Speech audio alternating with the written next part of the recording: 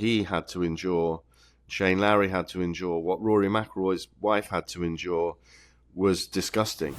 Well, that was one of the best, wasn't it? I think so, yes. I think there was a hope, Mark, that we would potentially get an away win, not from a parochial point of view, but to buck the trend of convincing home wins. But above all, we wanted something that had a lot of jeopardy on it on the Sunday afternoon. And it looked like we weren't going to get the latter, but we would get the former. And actually, we got both. So, yeah, it turned into being very, very special indeed, I think. And you could highlight virtually every European for contributing in some way, shape or form, couldn't you?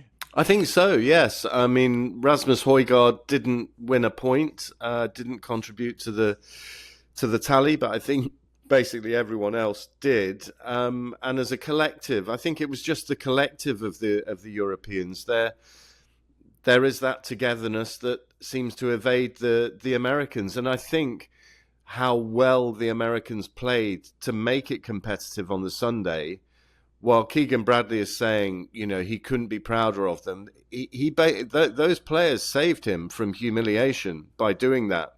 But actually, by doing that, they illustrated how poorly the first 2 days had gone when you're trying to meld partnerships that fundamentally didn't work. So I think there's a double-edged sword there, and while many people might turn around and say, "Wow, yeah, God, there really was some fighting spirit there. Well done, Keegan." Actually, what they did on the Sunday exposed how badly they were put together on Friday and Saturday. We talk a lot about culture in sport on this podcast, and in general, and obviously it plays a massive part in team sport. And what you can't take away from those first 2 days in particular is how much this European team like each other, how much they are there with their friends. And Luke Donald said it in the press conference afterwards last night. There isn't anybody on this team that anybody has come up to me and said, I don't want to play with them. I think, I'm not sure how deep the friendships are, to be perfectly honest, because they're all rivals. There are some very deep friendships there. Tommy Fleetwood and Justin Rose, Shane Lowry and Rory McIlroy as examples. But they have a bond. Exactly, they have a bond, and they have a collective objective, which has been fostered by Luke Donald and by the whole operation as far as the Ryder Cup is concerned, from the European standpoint. And it's that messaging from harnessing the heritage that goes all the way back to Tony Jacklin and Seve Ballesteros, and turning that into a legacy for the generations to come.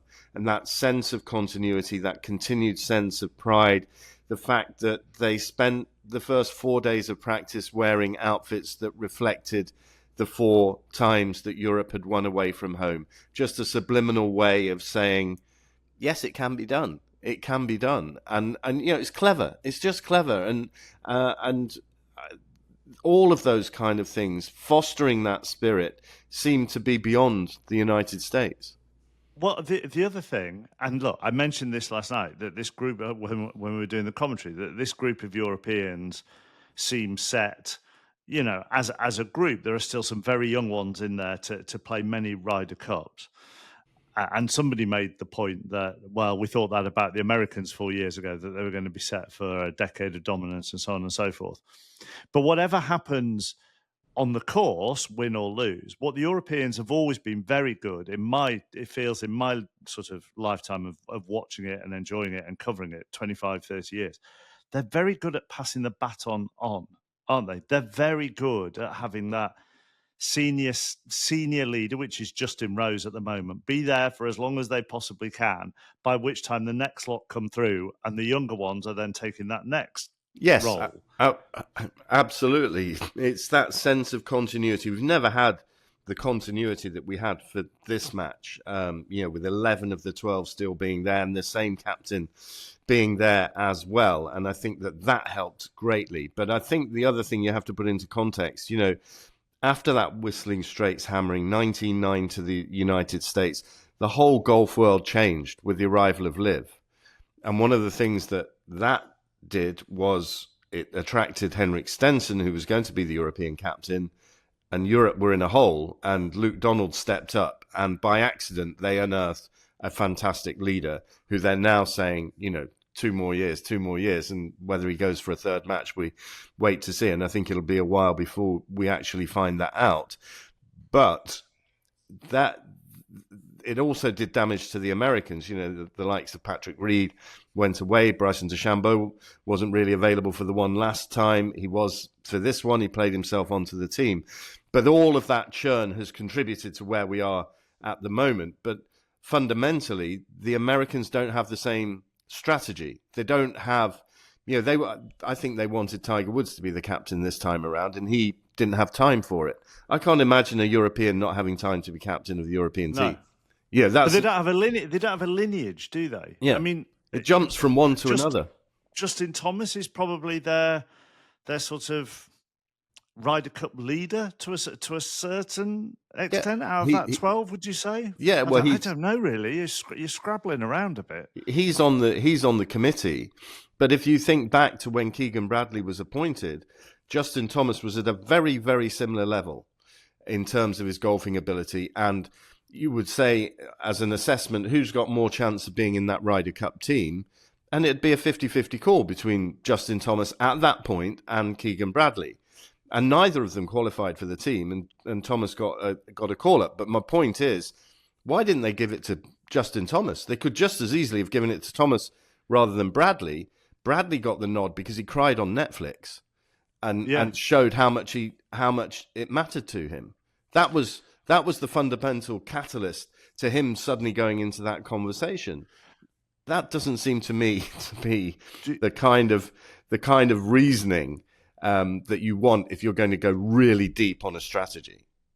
Do you think Luke Donald has redefined the role of captain in a Ryder Cup, and that because of what the Ryder Cup has become, there is it's more than just a sort of honorary role for doing well in your career and moving on to the next stage. And I know Keegan Bradley got it by complete fluke, and there is a quote from Keegan Bradley which I've got here when he talked about getting the call to be US Ryder Cup captain. I don't think I'll ever be more surprised by anything in my entire life, which kind of shows how they stumbled around and ended up on Bradley.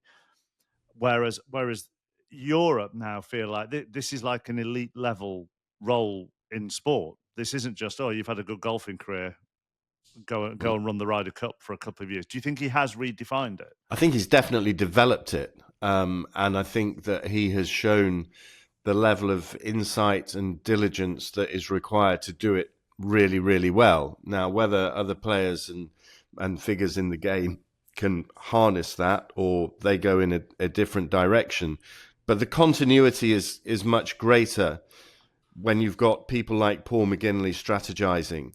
McGinley came in as a captain and I think did the job in a similar way to Luke Donald, right down to, I remember, we're the morning after the night before. Yeah. At Glen Eagles, the morning after the night before, I went into the team room and I interviewed Paul McGinley then, and there was a goldfish tank, and the goldfish were actually either yellow or blue. I mean, yeah, literally yellow and blue fish in the tank. Details, just thinking and thinking and thinking. And, you look at the picture that's there today, that's all over social media of Shane Lowry cuddling the Ryder Cup in the European team room, and above him is the quote from Keegan Bradley at the President's Cup from a year ago saying, "We're going to Bethpage to kick their effing asses." And that was right in the faces of the Europeans. And that Seve Ballesteros' influence would be somewhere else. And all of those kind of things. And that's Luke Donald's attention to detail. He's thrown absolutely everything at it. And whoever the next Ryder Cup captain is, and whenever we get another European Ryder Cup captain, I think there'll be an expectation that the job has to be done with a similar level of diligence. Even little things, and people may think the clothes don't matter, but on their practice days, all their outfits had the colours of previous Ryder Cup wins in America, didn't they? Yeah, and the reminder being there that it can be done. You've brought the effing into this. Do you, just a final one on atmosphere, and I find myself going round in circles a little bit with this, right? So some of the heckles that I heard from the fans, I'm like, really? Is that what you're going with? I heard them shout, "You big baby" at Shane Lowry, which I think he may have nearly laughed at that point. I heard someone shout out, "John Rahm, you look like a donut." I'm like, I mean, they're not exactly A, witty, or B, at the harsh end of abuse, and yet at the same time, Rory McIlroy's wife gets beer thrown at her. It has been a very odd atmosphere at times, horrible atmosphere at times. And as one of the papers I've read this morning, one of the articles said, it might get very close to having a problem, the Ryder Cup here, with a sort of stag do element atmosphere. And Rory McIlroy said in his press conference, I think yesterday, that golf needs to be held to a higher standard because of its history. Where are you with it all?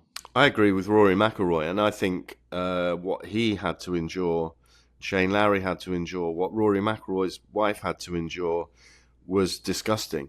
And the more I've heard and about it, as you know, Mark, when we're commentating, we tend to get ahead of the shots. Yeah. So I walked all 18 holes with McIlroy yesterday with Scotty Scheffler, and I didn't hear much at all, but I could tell that things were getting more and more wearing on him. And I know, I was with Oliver Wilson on 5 Live, and we were sort of checking in with Thomas Bjorn, who was the vice captain, and it became clear that it was really, really wearing on McIlroy. And, he was spent in that match, but he was having to withstand the kind of language and messaging that was just utterly disgusting and shouldn't be tolerated. And I think golf is a very, very special sport. I don't want to get all high and mighty about it, but what it does teach anyone who takes up the game at a young age is how to behave and how to be courteous and how to respect other people and not disturb them when they're playing a shot or whatever it might be. And that often makes me very proud to be just a club golfer, never mind, the job that I do. And I think that, and it's not just at the Ryder Cup, we've seen it at the Open Championship. We don't tend to see it at the Masters. They have zero tolerance on this kind of thing. And I think that zero tolerance has to come in to protect the game going forward. It can't become a booze-fueled stag do with people able to vent at what they think is funny but is nasty and insulting. There's no place in the world for that. There shouldn't be, in my opinion, certainly in the golfing world. Do it in other sports, that's fine, because the unique thing about golf is it's silent when they're playing the shot. So there is that opportunity for someone to shout something and be heard. If you're at a football match, everyone's shouting. So even if you come up with a good line, it doesn't matter. Yeah. Or it's a collective thing. But in golf, the spectators have that opportunity because of the silence that falls by everybody else who's respecting the game. And I think the sport as a whole has to really think about how it's going to crack down on this. Thought the final thing here, because I know you go, Rush, just summed up the camaraderie of the Europeans and the wit of the Europeans, actually, was in the press conference. And hopefully people listening have seen the clip where a journalist asked Rory, how satisfying was it after someone had told you to F off, to hit a shot, to stiff a shot to within 2 feet, and then turn around and gesture at them? And he went, very effing satisfying. And then there was like a 2-second pause, and then Tommy Fleetwood went, he didn't stiff it to 2 feet. I still had to put it. And I thought that kind of, it just summed it. I just thought it summed it up as the wit and tried to diffuse it, but recognizing the ridiculous nature of what they had to put up with. Humour and class, isn't it? Humour and class. And if that can win out, then we've had a good time. The Sports Agents with Gabby Logan and Mark Chapman.